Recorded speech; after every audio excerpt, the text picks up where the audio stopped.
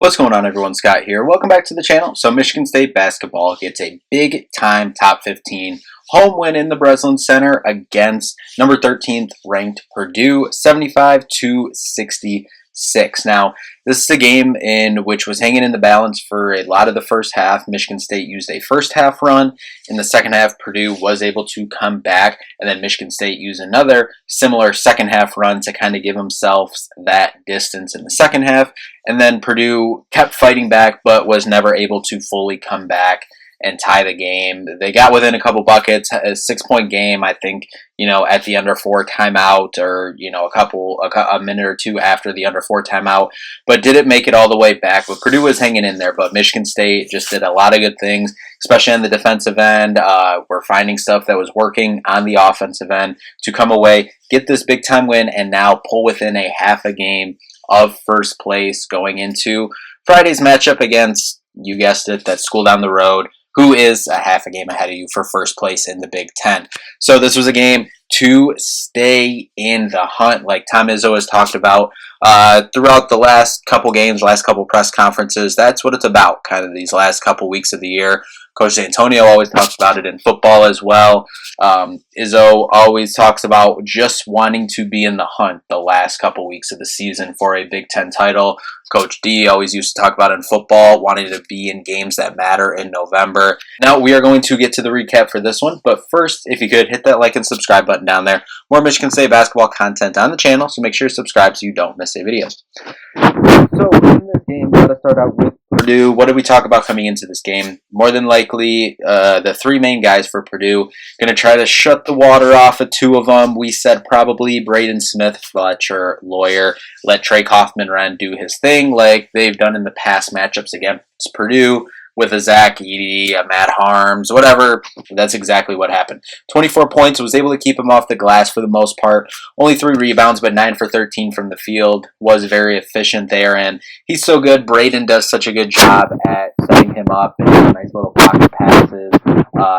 He slips the screen very well, gets the ball in that paint and makes good decisions. And a lot of what he does in that paint, it isn't just like bully ball, like kind of Zach Edey and some of their other 7-foot bigs and, big guys that they had in the post are like, putting your elbow into you or putting your shoulder into you. Yeah, he did that a few times. One of them definitely should have been an offensive foul call, but we'll leave it at that. But he does a lot of finesse stuff in the post, kind of similar to some of the stuff we see with Jackson Kohler.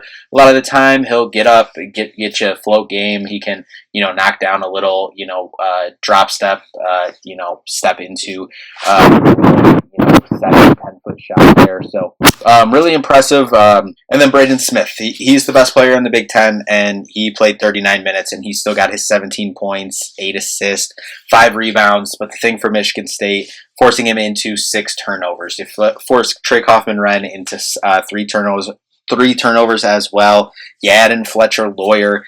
He had a turnover. He had 8 points. They were able to pretty much shut the water off him, make him very inefficient. 2 for 5 overall, 2 for 3 from 3-point range. But he had a turnover as well. So their 3 main guys combined for 10 of their 12 turnovers. That was very impressive. They did have Camden Heide, who came in, gave them good minutes. He did foul out, but he hit 2 fairly big 3-pointers in my opinion. They kind of provided a momentum swing for them at the time. But Michigan State was able to weather that storm, and then being able to keep them off the glass. We said they weren't that good of a rebounding team, and holding them to 21 rebounds. Not a lot of rebounds overall to be had in this game, but holding them to 21 rebounds, 12 turnovers, and 4 of them came from your 3 best players. And that's with them shooting about 38% from 3-point range. That is a really solid night for Michigan State on the defensive end.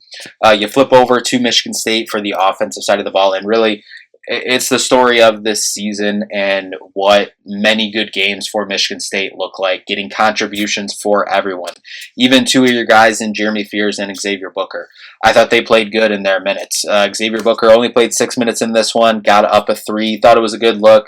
He got a rebound, but I thought he did good in his 6 minutes of playing time. It's not like they just threw him in the post and were able to score on him. He held up in his minutes there that he was in the game. And then Jeremy Fears did not score in this one, but he did have 6 assists in this one, had a rebound, and a steal as well. His 0 turnovers there. Jaden Akins hit some big shots again. At times, Michigan State needs a bucket. Jaden Akins is proving that he can make those shots. We've seen it time and time again this season. Does it again here in this one. He finished with 10 points, 2 steals, 2 assists, 2 rebounds, 3 for 8 overall from the field. Jackson Kohler coming off a career game. He had 9 points, 4 rebounds, 4 for 5 from the field. Very, very efficient. Frankie Fiddler really had some good moments. Had an incredible sequence where he hit a pretty wide open 3 on the other end, came up with a steal, breakaway dunk, 5-point swing right there. Incredible. Love seeing these Frankie bursts. You see this handful of games where he gets into double-figure scoring, and that provides a big boost for Michigan State. Is starting to do it, or he has started to do it throughout the season as well on the defensive side of the ball. Finished with 2 steals in this one. Very impressive there. Cohen Carr, solid, really good minutes again. 10 points, 4 for 4 overall from the field, 2 for 2 from the free throw line as well. Finished with 4 rebounds, had an assist in this one, but yes, his incredible lobs, count for more than 2 points. Everyone says it, just kind of a cliche point, but the energy that he brings is incredible. Carson Cooper, solid in 15 minutes, 3 for 3 from the field, 7 points, only had 2 boards in this one, but like I said, only played 15 minutes. Him and Simone Zapala both had 3 fouls in this one, so that was something to watch. And speaking of Simone Zapala in this one, I thought this is a game in a handful of weeks. He had 9 points, 4 rebounds, 4 for 5 overall from the field. Again, really efficient from the field from our 3 big men in this one. In terms of Jax, Simone Zapala, and Carson Cooper. Xavier Booker, you want to throw him in there. He only got 1 shot up. It was a 3. But overall, that's solid efficiency from your 4 big men that are primarily playing the 4 and 5. Yes, I know Cohen plays the 4 at sometimes. You throw him in there, it's even more efficient with his 4 for 4. But really looking at right here, first Jace Richardson. In 29 minutes, 3 for 6 overall from the field, 2 for 3 from 3, 4 for 4 from the free throw line. 12 points, 2 steals, 3 assists, and it's all the intangible plays. It's all the, it's just making the smart plays and the plays. Kind of similar to Jaden Akins when the team makes a play. Kind of, they do it in different ways, but similar kind of timing when Michigan State needs a bucket or Michigan State needs a play, a defensive tip, steal, whatever it is, he's there to make a play. And then Trey Holloman. In 26 minutes, he had 7 points, 6 assists, 3 steals, only 1 turnover as well. Jace Richardson didn't have a turnover, so really doing a good job keeping those turnovers down, 8 as a team. But back to Trey Holloman, he was that's something we talked about coming into this one. I liked what Michigan State could do, the amount of guards that they had. Not going to completely stop Braden Smith. He's the best player in the Big Ten, one of the best players in the country. He's still going to get his points and, get his stats, but, being able to kind of throw all these bodies at him, give him different looks, make life tough for him. We saw that with Fletcher Lawyer. They were up in both of them all night, all of these guards. Trey Holloman, I thought he is always just a steady Eddie for this team.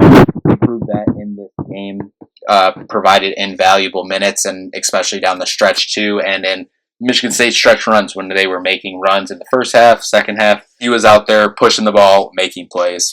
And overall, only 23 rebounds, but he shot about 31% from 3, 4 for 13 from the 3-point line, which is where about that range that we said. We said if you can fall between 4 to 7 3-pointers made and about, 14-ish 3-point attempts, you fall 4 for 13. That's perfect. That's within that range. What do we always talk about? Between 8 to 12 turnovers. You fall in at 8 turnovers right here.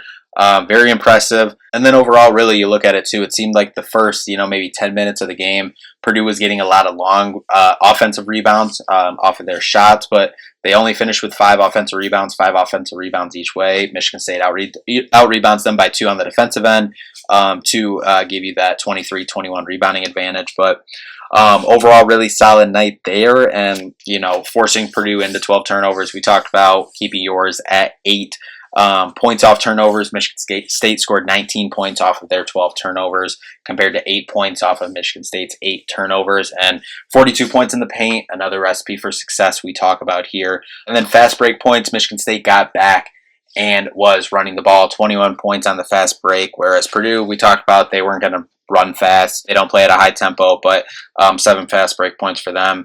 Very successful night for Michigan State. It was an incredible atmosphere in the Breslin Center, as it always is, and now Michigan State moves to 21-5 on the year, 12-3 in the conference, half a game, as we said, behind that school down the road, Michigan, and now they're on the clock. First of 2 matchups between these 2 teams that are currently 1-2 in the Big Ten standings. You still have Wisconsin coming up a week from Sunday. You still have Maryland, who is another top 5 or so team in the Big Ten. You still have at Iowa, who is never an easy place to play. So still a lot of work to do for Michigan State, but definitely when you go 1-9 in your last 10 games against a team, it's always good to get a win. So definitely going to take this one.